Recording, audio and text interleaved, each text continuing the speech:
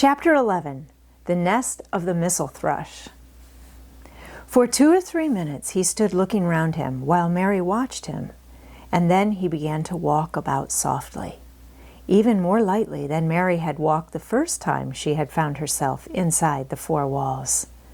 His eyes seemed to be taking in everything, the gray trees with the gray creepers climbing over them and hanging from their branches, the tangle on the wall and among the grass, the evergreen alcoves with the stone seats and tall flower urns standing in them. "I never thought I'd see this place," he said at last in a whisper. "Did you know about it?" said Mary. She had spoken aloud, and he made a sign to her. "We must talk low," he said, "or someone will hear us and wonder what's to do in here." "Oh, I forgot," said Mary, feeling frightened and putting her hand quickly against her mouth. "Did you know about the garden?" she asked again when she had recovered herself. Dickon nodded. "Martha told me there was one as no one ever went inside," he answered. "Us used to wonder what it was like." He stopped and looked round at the lovely gray tangle about him, and his round eyes looked queerly happy. The nests as'll be here come springtime," he said. "It'd be the safest nesting place in England. No one ever coming near, and tangles of trees and roses to build in. I wonder all the birds on the moor don't build here." Mistress Mary put her hand on his arm again without knowing it. "Will there be roses?" she whispered. "Can you tell? I thought perhaps they were all dead." No, not them. Not all of them," he answered. "Look here." He stepped over to the nearest tree, an old one with gray lichen all over its bark, but upholding a curtain of tangled sprays and branches. He took a thick knife out of his pocket and opened one of its blades. "There's lots of dead wood as ought to be cut out," he said. "And there's a lot of old wood, but it made some new last year. This here's a new bit," and he touched a shoot which looked brownish green instead of hard, dry gray. Mary touched it herself in an eager, reverent way. "That one?" she said. "Is that one quite alive? Quite?" Dickon curved his wide, smiling mouth. "It's as wick as you or me," he said, and Mary remembered that Martha had told her that wick meant alive or lively. "I'm glad it's wick," she cried out in her whisper. "I want them all to be wick. Let us go round the garden and count how many wick ones there are." She quite panted with eagerness, and Dickon was as eager as she was. They went from tree to tree and from bush to bush. Dickon carried his knife in his hand and showed her things which she thought wonderful. "They're run wild," he said, "but the strongest ones has fair thrived on it. The delicatest ones has died out, but the others has growed and growed and spread till they's a wonder. See here," and he pulled down a thick gray, dry-looking branch. "A body might think this was dead wood, but I don't believe it is. Down to the root. I'll cut it low down and see." He knelt and with his knife cut the lifeless-looking branch through, not far above the earth. "There," he said exultantly. "I told thee so. There's green in that wood yet. Look at it." Mary was down on her knees before he spoke, gazing with all her might. "When it looks a bit greenish and juicy like that, it's wick," he explained. "When the inside is dry and breaks easy, like this here piece I've cut off, it's done for.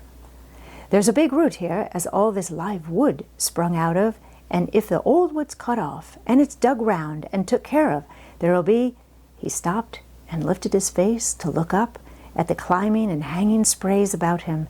"There'll be a fountain of roses here this summer." They went from bush to bush and from tree to tree. He was very strong and clever with his knife, and knew how to cut the dry and dead wood away, and could tell when an unpromising bough or twig had still green life in it. In the course of half an hour, Mary thought she could tell too, and when he cut through a lifeless-looking branch, she would cry out joyfully under her breath when she caught sight of the least shade of moist green. The spade and hoe and fork were very useful. He showed her how to use the fork while he dug about the roots with the spade and stirred the earth and let the air in. They were working industriously round one of the biggest standard roses when he caught sight of something which made him utter an exclamation of surprise. "Why!" he cried, pointing to the grass a few feet away. "Who did that?" It was one of Mary's own little clearings round the pale green points. "I did it," said Mary. "Why, I thought thou didn't know nothing about gardening," he exclaimed. "I don't," she answered, "but they were so little, and the grass was so thick and strong, and they looked as if they had no room to breathe. So I made a place for them. I don't even know what they are." Dickon went and knelt down by them, smiling his wide smile. "That was right," he said. "A gardener couldn't have told thee better. They'll grow now like Jack's beanstalk. There are crocuses and snowdrops, and these here is narcissuses turning to another patch, and here's daffodillies. They will be a sight." He ran from one clearing to another. "Thou has done a lot of work for such a little wench," he said, looking her over. "I'm growing fatter," said Mary, "and I'm growing stronger. I always used to be tired. When I dig, I'm not tired at all. I like to smell the earth when it's turned up." "It's rare good for thee," he said, nodding his head wisely. "There's naught as nice as the smell of good clean earth, except the smell of fresh growing things when the rain falls on 'em. I get out on the moor many a day when it's raining, and I lie under a bush and listen to the soft swish of drops on the heather, and I just sniff and sniff. My nose end fair quivers like a rabbit's, Mother says." "Do you never catch cold?" inquired Mary, gazing at him wonderingly. She had never seen such a funny boy, or such a nice one. "Not me," he said, grinning. "I never catched cold since I was born. I wasn't brought up nice enough. I've chased about the moor in all weathers, same as the rabbit does. Mother says I've sniffed too much fresh air for 12 year to ever get to sniffing with cold. I'm as tough as whitethorn knobstick." He was working all the time he was talking, and Mary was following him and helping him with her fork or the trowel. "There's a lot of work to do here," he said once, looking about quite exultantly. "Will you come again and help me do it?" Mary begged. "I'm sure I can help too. I can dig and pull up weeds and do whatever you tell me. Oh, do come, Dickon." "I'll come every day if thou wants me, rain or shine," he answered stoutly. "It's the best fun I've ever had in my life, shutting here and wakening up a garden." "If you will come," said Mary, "if you will help me to make it alive, I don't know what I'll do," she ended helplessly. "What could you do for a boy like that?" "I'll tell thee what they'll do," said Dickon, with his happy grin. "They'll get fat, and they'll get as hungry as a young fox, and they'll learn how to talk to the robin, same as I do. We'll have a lot of fun."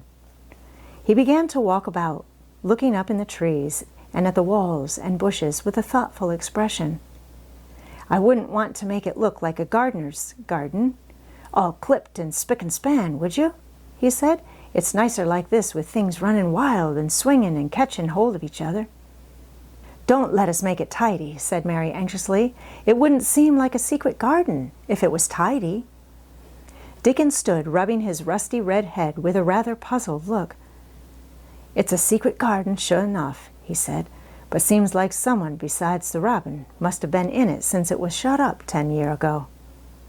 "But the door was locked, and the key was buried," said Mary. "No one could get in." "That's true," he answered. "It's a queer place. Seems to me as if there'd been a bit of pruning done here and there, later than 10 year ago." "But how could it have been done?" said Mary. He was examining a branch of a standard rose, and he shook his head. "Aye, how could it," he murmured, "with the door locked and the key buried?" Mistress Mary always felt that however many years she lived, she should never forget that first morning when her garden began to grow. Of course, it did seem to begin to grow for her that morning. When Dickon began to clear places to plant seeds, she remembered what Basil had sung at her when he wanted to tease her. "Are there any flowers that look like bells?" she inquired. "Lilies of the valley does," he answered, digging away with a trowel. "And there's Canterbury bells and campanulas." "Let us plant some," said Mary. There's lilies of the valley here already. I saw 'em. They'll have growed too close, and we'll have to separate 'em, but there's plenty. The other ones take 2 years to bloom from seed, but I can bring you some bits of plants from our cottage garden. Why does thee want them?" Then Mary told him about Basil and his brothers and sisters in India, and of how she had hated them, and of their calling her Mistress Mary quite contrary. "They used to dance round and sing at me. They sang, 'Mistress Mary quite contrary, how does your garden grow? With silver bells and cockle shells and marigolds all in a row.'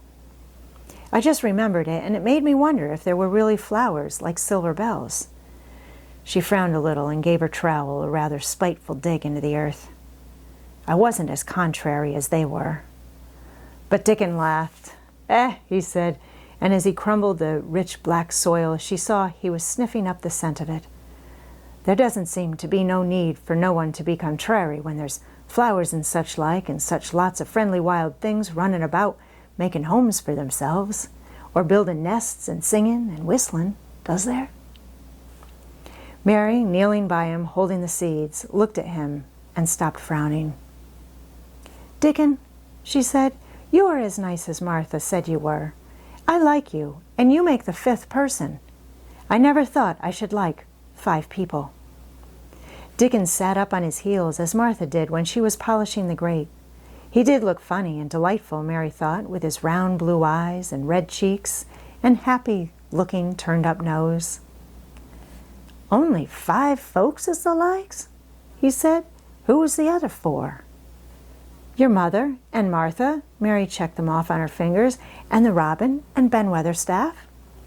Dickon laughed, so that he was obliged to stifle the sound by putting his arm over his mouth. "I know thou thinks I'm a queer lad," he said, "but I think thou art the queerest little lass I ever saw." Then Mary did a strange thing. She leaned forward and asked him a question she had never dreamed of asking anyone before. And she tried to ask it in Yorkshire because that was his language, and in India a native was always pleased if you knew his speech. "Does thou like me?" she said. He answered heartily, "That I does. I likes thee wonderful, and so does the robin, I do believe." "That's 2 then," said Mary. "That's 2 for me." And then they began to work harder than ever, and more joyful. Mary was startled and sorry when she heard the big clock in the courtyard strike the hour of her midday dinner. "I shall have to go," she said mournfully, "and you will have to go too, won't you?" Dickon grinned. "My dinner is easy to carry about with me," he said. "Mother always lets me put a bit of something in my pocket." He picked up his coat from the grass and brought out of a pocket a lumpy little bundle tied up in a quite clean coarse blue and white handkerchief. It held 2 thick pieces of bread with a slice of something laid between them. "It's oftenest naught but bread," he said, "but I've got a fine slice of fat bacon with it today." Mary thought it looked a queer dinner, but he seemed ready to enjoy it. "Run on and get thy victuals," he said. "I'll be done with mine first. I'll get some more work done before I start back home." He sat down with his back against a tree. "I'll call the robin up," he said, "and give him the rind of the bacon to peck at. They likes a bit of fat wonderful." Mary could scarcely bear to leave him. Suddenly it seemed as if he might be a sort of wood fairy who might be gone when she came into the garden again. He seemed too good to be true. She went slowly, halfway to the door in the wall, and then she stopped and went back. "Whatever happens, you never would tell," she said. His poppy-colored cheeks were distended with his first big bite of bread and bacon, but he managed to smile encouragingly. "If there was a Missel thrush and showed me where the nest was, does thee think I'd tell anyone?" "Not me," he said. "Thou art as safe as a Missel thrush." And she was quite sure she was.